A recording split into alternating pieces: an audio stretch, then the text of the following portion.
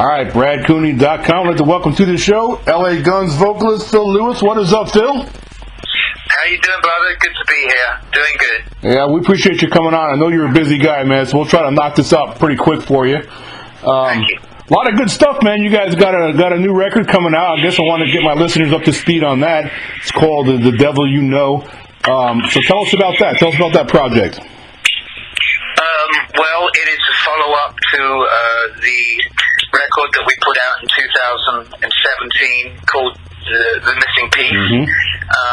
It's a lot different than The Missing Piece in many ways. It's a more stripped-down record, and it's a record that we all contribute and we wrote at the same time.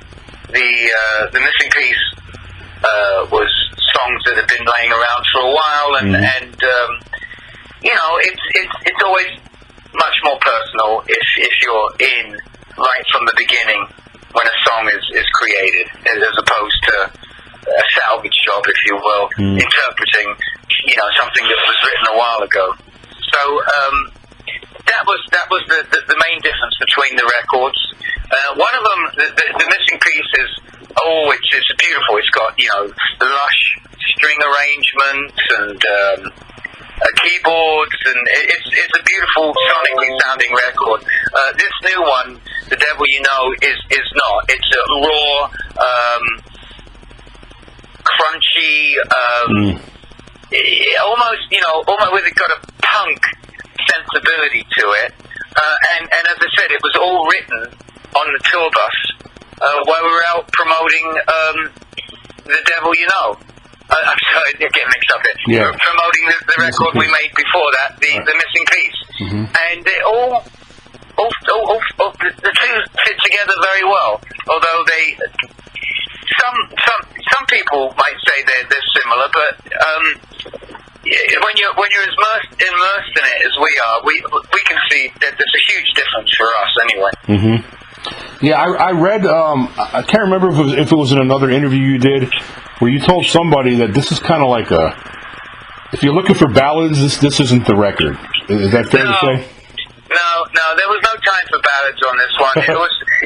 We weren't ballady, you know. We weren't. Yeah. You know, there's a certain amount of, I don't know, sorrow or self-pity involved in a ballad, and we couldn't be further from that right now. We are firing on all cylinders, and everything is great.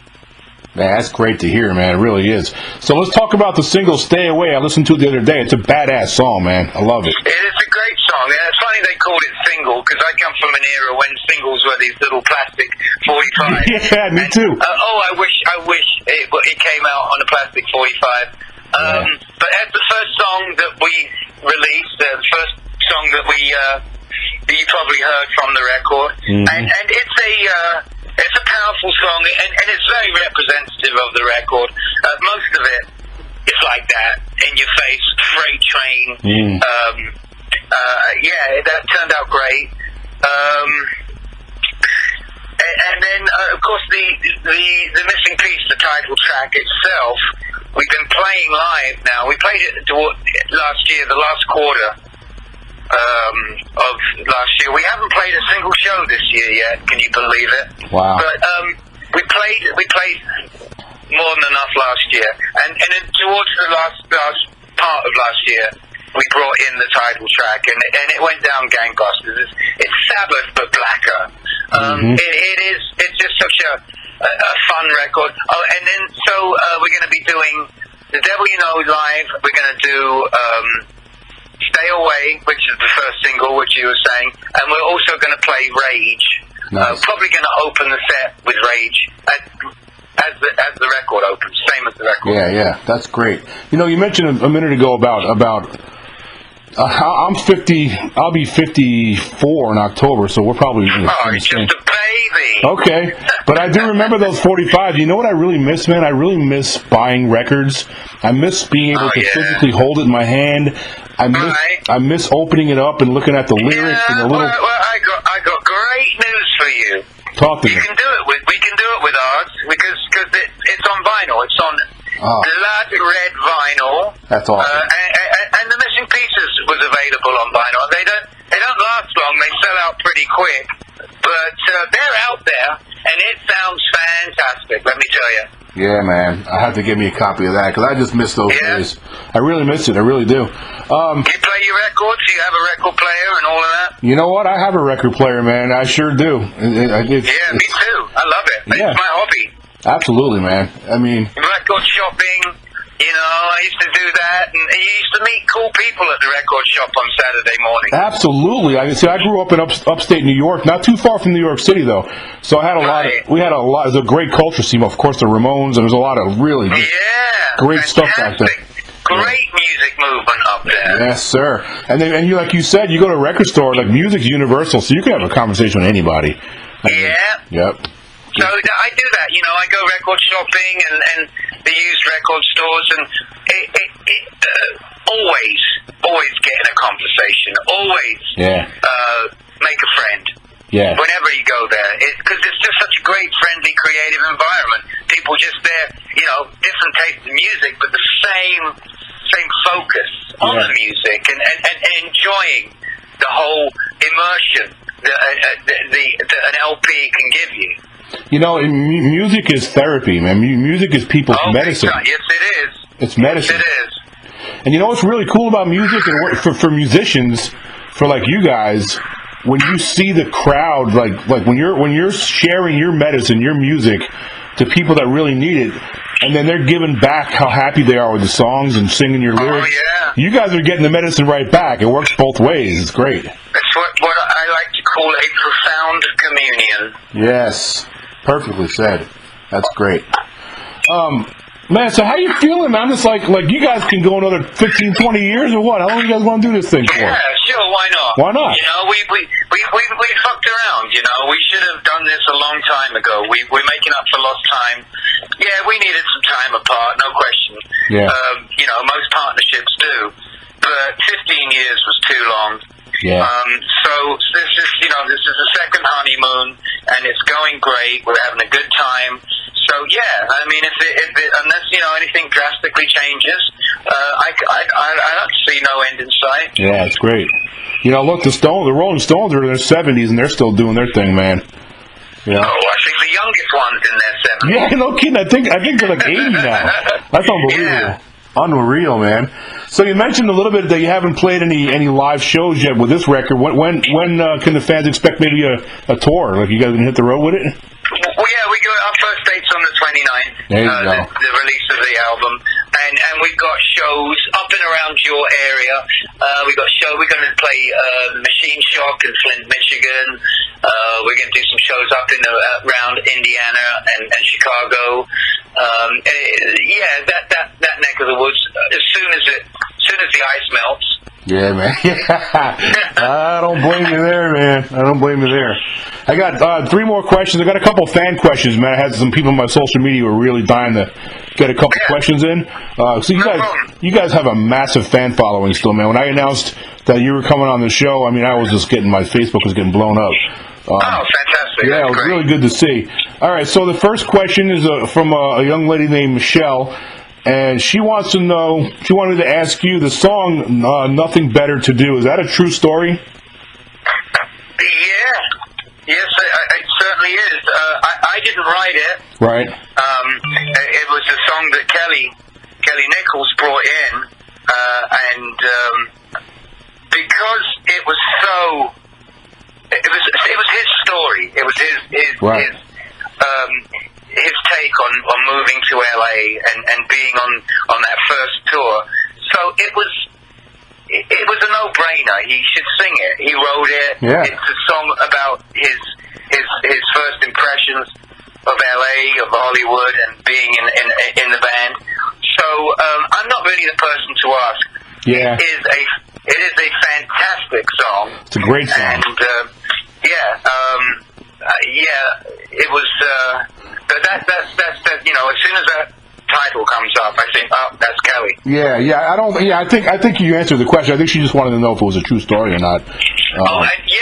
Yeah. I mean, it's as much as I know, it's all of the lyrics and from eating sushi in Oklahoma, drinking green bourbon, and all of that. That's all true. Yeah. I had a feeling it was when I listened to it. I was like, oh yeah, that's got to be something he experienced and put it on paper. Yes, it is. Okay, two more. One more fan question. This is from Julian. She wants to know, when you look back at your career with LA Guns, what's been one or two major highlights for you? You know, we played Madison Square Garden. We opened for AC/DC. Oh, we were given opportunities that are just absolutely you could only dream of. Just even touring with them was such an honor, and just like really felt like we'd gotten somewhere. You know, we were being taken seriously. That would be definitely a highlight. And you know, there's nothing that beats that feeling of when you write a song and you play the song, you record, you play the song to your friends, you play it to your band, and you record it, and then when you hear that song on the radio, you know, back then, it's you know, radio is not what it is now, what it used to be. I mean, it was you wanted to listen to music, you only had radio. You couldn't. There was no internet. There was no streaming. There was no YouTube channels. It was the radio, and if you didn't like it, change the station. And it would quite often we'd change the station, and we'd be on another station. We'd be on the other radio station, and that. Oh my God. Money can't buy that feeling. No. Can you remember what you were doing, where you were the first time you heard your song on the radio? Yeah, you know, just goofing around, you know, going to the airport or doing something, and you know, I wasn't expecting it, and so this came on, and it was, I don't know what it was, it's probably Sex Action or something back then, and I was like, wait a minute, that sounds familiar. Wow, beautiful, man. All right, one more question from the fans. James wants to know, James from San Antonio, Texas. This is actually a good question. This is why I picked this one. He said, if you could change the music industry today, what's the first two things you would do? That's a good question, isn't it? Well, I'd sign more bands like Greta Van Fleet. You know, I know people are a little jaded by this band, but I think they're our salvation. I think that that's the only hope of 12 and 13-year-olds picking up a guitar and learning how to play bass. Yeah. That is it. And so if I was an industry guy, I would say this is what kids want. They don't want, they're over the turntable, they're over the computer music. That is what we got to get back to, and God bless them, and I hope they do it. Yeah. And the fact that they got the Grammy, I'm really pumped that a young band who write and play their own instruments is making such waves.